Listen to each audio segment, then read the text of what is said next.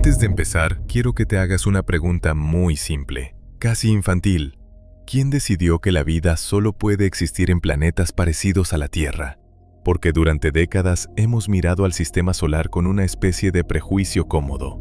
Si no hay aire, si no hay luz solar directa, si no hay continentes y océanos visibles, entonces no hay nada interesante.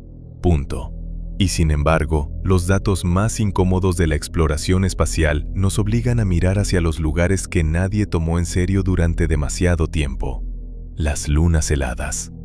Europa, luna de Júpiter. Encélado, luna de Saturno. Dos mundos pequeños, fríos, sin atmósfera respirable, sin luz propia. En teoría, simples bolas de hielo orbitando gigantes gaseosos. Pero la teoría empezó a romperse cuando los instrumentos dejaron de coincidir con esa imagen tan ordenada. Porque estas lunas empezaron a hacer algo que, según los modelos clásicos, no deberían hacer: mantener océanos líquidos bajo kilómetros de hielo. Empecemos con Europa.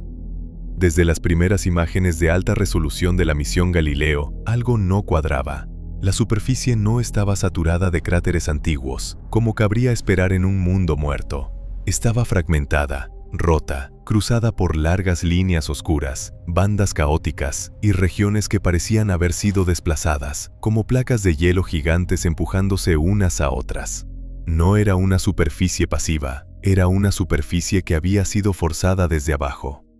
Durante años, los científicos intentaron describir esto con palabras suaves: fracturas, lineae, terreno caótico. Pero si lo piensas sin miedo, esas estructuras parecen cicatrices de un sistema dinámico.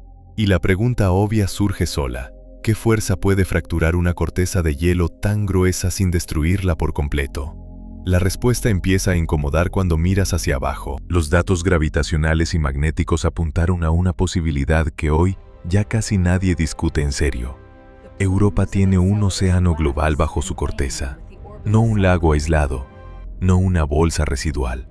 Un océano que envuelve toda la luna, separado del espacio por una capa de hielo que puede tener decenas de kilómetros de espesor. Y aquí aparece el primer gran problema.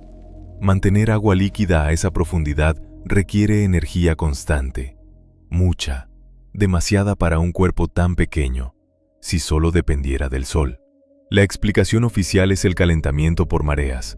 Júpiter estira y comprime a Europa como si fuera una pelota elástica, generando calor interno.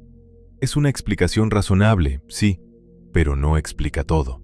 Porque cuando se analiza la distribución del calor, no es uniforme. Hay zonas más activas, regiones donde el hielo parece más delgado, lugares donde la interacción entre el océano y la corteza podría ser más intensa. En otras palabras, el sistema no es simple, ni homogéneo, ni tranquilo. Ahora pasemos a Encélado, porque aquí la historia deja de ser sutil y se vuelve descarada. Encélado es pequeña, muy pequeña. Según cualquier manual antiguo, debería estar completamente congelada, geológicamente muerta.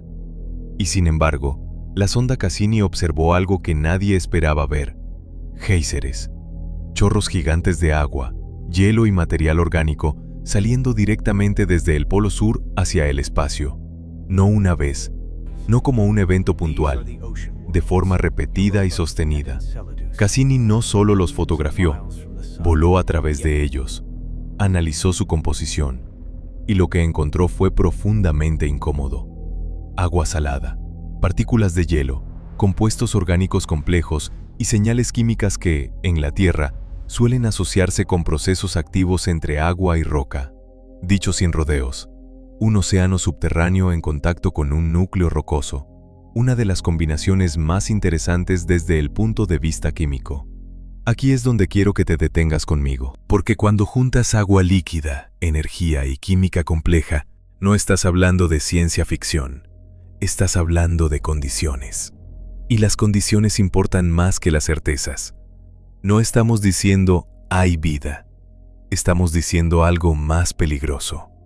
Hay un entorno donde la vida podría surgir o mantenerse durante millones de años. Y sin embargo, cada vez que los datos apuntan en esa dirección, el lenguaje se vuelve cauteloso.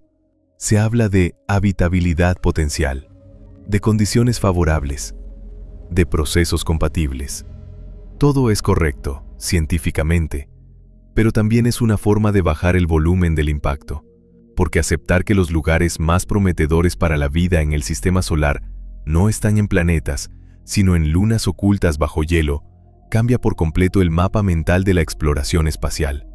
Europa y Encélado no son excepciones pintorescas, son advertencias. Advertencias de que el sistema solar es mucho más activo, complejo y extraño de lo que nos gusta admitir. Mundos sin luz solar directa, protegidos por capas de hielo, calentados desde dentro, funcionando como laboratorios naturales cerrados, lejos de la radiación y del caos superficial. Y esto es solo el principio del problema. Porque si estos océanos existen, y todo indica que sí, la verdadera pregunta no es si están ahí, sino qué ha estado ocurriendo en ellos durante todo este tiempo sin que nadie los vea. Ahora quiero que avancemos un paso más, porque hasta aquí podríamos decir, bien, hay océanos, hay calor, hay química interesante. Todo eso ya es fuerte, pero todavía entra dentro de lo que muchos aceptarían como naturaleza extraña. El verdadero problema empieza cuando miras cómo funcionan esos océanos y por cuánto tiempo han estado funcionando. Tomemos de nuevo Europa. Si su océano es global y los datos gravitacionales y magnéticos apuntan claramente a eso, entonces estamos hablando de una masa de agua que puede tener más volumen que todos los océanos de la Tierra juntos. Oculta, oscura, separada del vacío por una capa de hielo que actúa como escudo. Ahora pregúntate algo muy básico. ¿Cuánto tiempo puede mantenerse un océano así sin congelarse por completo? La respuesta no es un rato. La respuesta es muchísimo tiempo, siempre que exista una fuente de energía constante. Y aquí es donde los números empiezan a incomodar. El calentamiento por mareas explica parte del calor, sí, pero cuando los científicos modelan la distribución real de la energía, aparecen desequilibrios.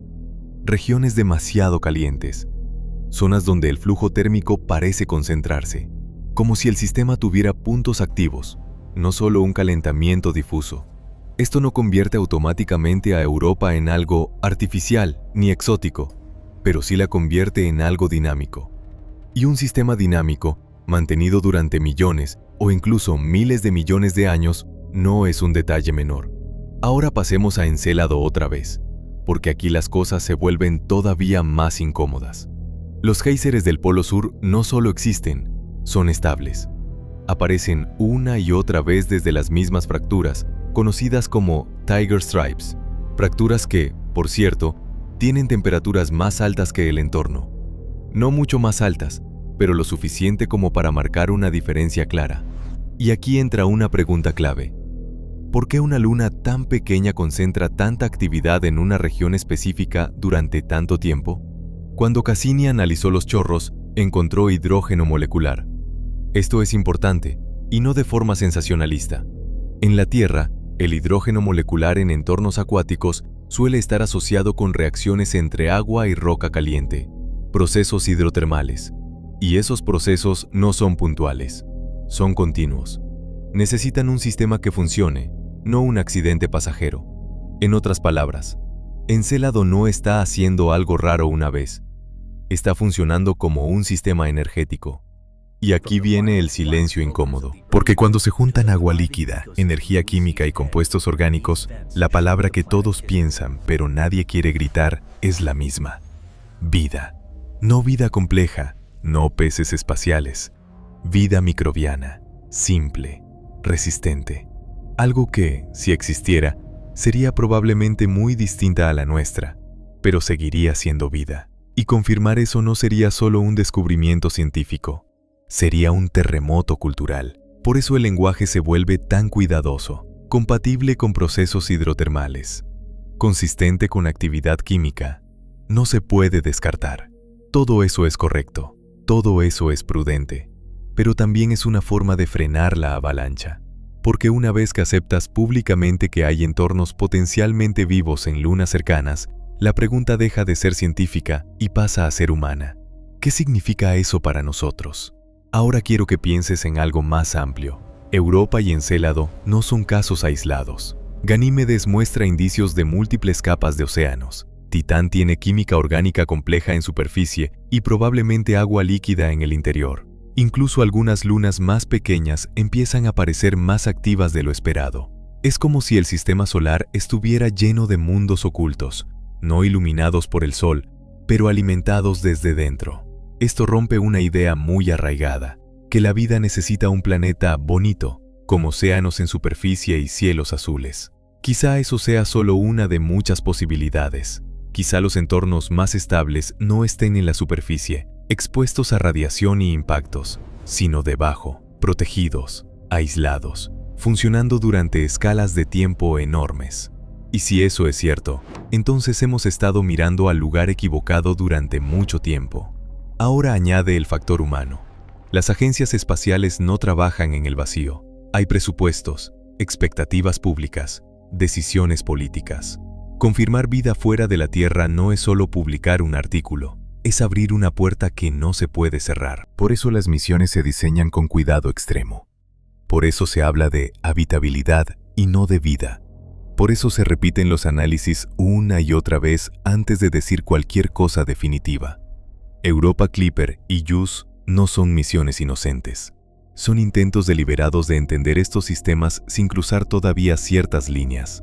Medir campos magnéticos, estimar el grosor del hielo, detectar posibles plumas, analizar cómo interactúa el océano con la corteza.